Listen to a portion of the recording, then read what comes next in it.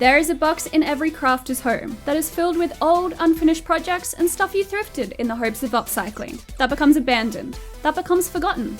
Well, this is the series that tackles that forgotten box. This is the Style Pile.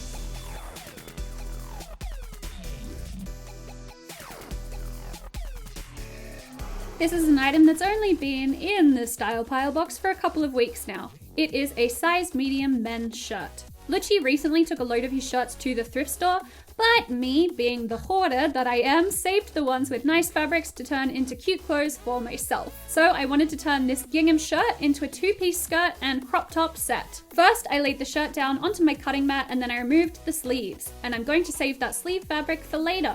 Next, I cut this now sleeveless shirt in half like this. The bottom half is going to be turned into a skirt. So we'll focus on the skirt first. What I wanted to do first was to make the skirt fit me properly. So I turned it inside out, leaving it buttoned up for now, and oh yeah, there's a spare button here. I took that off first because the button will come in handy later. Anyway, then I took my waist measurement just above my belly button. This is 33 inches. I halved this waist measurement, giving me 16.5 inches, and then I lined my tape measure up with my skirt, so that the 16.5 inches is exactly in the middle of the skirt. Then I drew two slightly curved lines extending out from these 2 points, down to the folded edges of the fabric just below the point where my hips start. Then I sewed 2 lines across here, using my serger to finish off the seams, although you can definitely just use a straight stitch and finish off the seams any way you like. Now remember the sleeves that I cut off before? I'm going to use them to make a waistband. First, I cut the cuffs off the sleeves. Then I laid the sleeves out in a long straight line like this, matching up the checkers between both of the sleeves. What I'm going to do next is to cut out a long rectangle from these pieces. The rectangle's length is the waist measurement that I took before, plus 2.5 inches, making it 35.5 inches long, and about 5 inches wide. Now because there were 2 sleeves, the rectangle is in 2 pieces, so I sewed it together into one rectangle by placing these 2 pieces right sides together and then sewing along this edge with a 1/2 inch seam allowance. Now with this one long rectangle, which has the dimensions 35 by 5 inches due to that new seam, I folded it in half lengthways like this, and I sewed down this edge, giving me a tube, which I turned inside out quickly using a bodkin. And I showed you all how to use a bodkin in my last video. Seriously, these things are amazing and make turning tubes about 1 million times easier.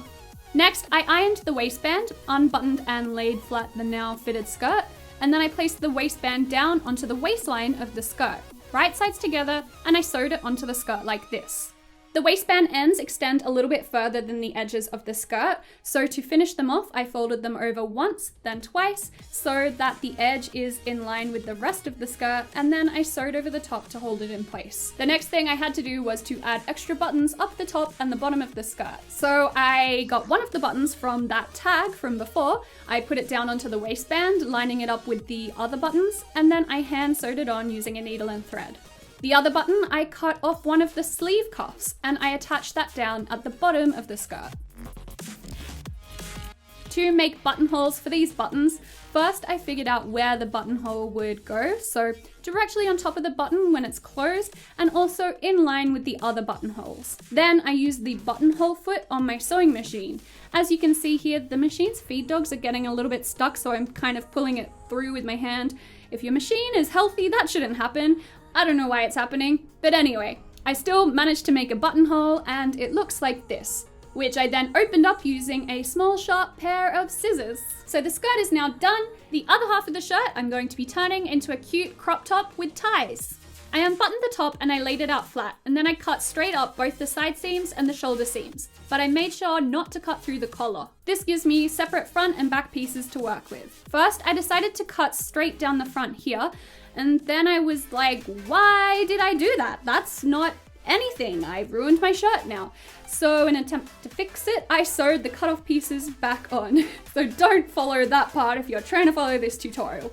Okay, so the actual thing that I wanted to do to make the top fit me properly is to lay the front pieces out flat like this, and then I grabbed a fitted top. Well, actually this is a dress, but I'm just going to be using the top part of the dress. I folded the top of the dress in half with the front facing out, And I'm going to use just the armholes and the sides of this fitted top, not the neckline, as a guide to make new armholes and new sides on this gingham top. So using this new top as a guide, I'm going to cut the gingham fabric here and here. I'm adding a whole extra inch to the seam allowance around the armholes because I want to do a rolled hem, and I wanted to make the gingham shirt a little bit looser fitting than this fitted denim top. I'm also angling those side lines a bit further out like this, because I don't want the top to be as fitted at the waist as the denim one is. Then I folded this half of the front onto the other half, using it as a template to cut out the other half so that the two front pieces will be identical to each other, just mirrored. I did the same thing for the back of the top, laying the denim dress down on top of it so the back is facing up. And then I used the armholes and the sides, not the neckline, to make imaginary cutting lines around the top like this. Again, leaving 1 extra inch of seam allowance around the armholes and extra room at the sides, making it kind of flare out at the bottom, which I then cut out using my rotary cutter. Next, I placed the front pieces down on top of the back piece, making sure it was right sides together, and I sewed it back up at the shoulders. And then, once the shoulders were sewn, I matched up the sides of the front and the back pieces, and then I made new side seams by sewing them together like this. Then to finish off the armholes, I hemmed the raw edges of the fabric. I did this by turning the top inside out and then folding the fabric at the armhole down like this. Where the fabric was curved around the armhole, I made little slits in the fabric to make this hemming easier. And then I hemmed all the way around the armholes. When I was done that, I folded the hem over again to create a clean rolled hem. Lastly, I'm going to use these pieces of the sleeves that I still had left over to make some ties at the front of the top. I laid each of these pieces underneath the front part of the top, matching the end up with the side seams, and then I cut this bit of fabric so it tapered off towards the bottom edge of the top to create a continuous line between the ties and the top. I left the fabric thicker in the middle of the tie here instead of just making it a straight rectangle, so that I'll have a little bit more coverage at the front of the top. The idea is to make the front of the top have a slightly curved hem. You'll see what I mean soon. I then flipped this piece over, placing it right sides together with the front of the top's bottom edge, and I sewed it on like this. I repeated this for the other side, and now I have these two ties at the front of my top. The very last step was to serge all around the raw edges using my overlocker here, and then I folded these edges up inside the top about 1/2 inch, and I used a straight stitch to make a hem. And with that, I was done. So here's the before and afters.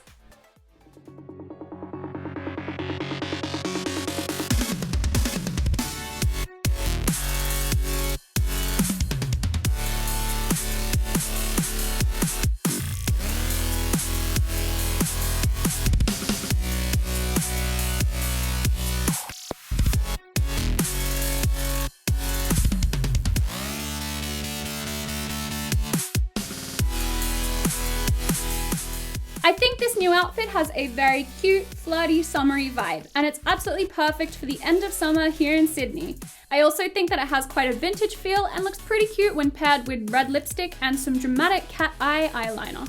I hope that you like this episode of The Style Pile and that it helps give you all some inspiration in upcycling clothes for yourself and tackling your own box of unfinished sewing projects. Thanks for watching, and I'll see you all next time. Bye!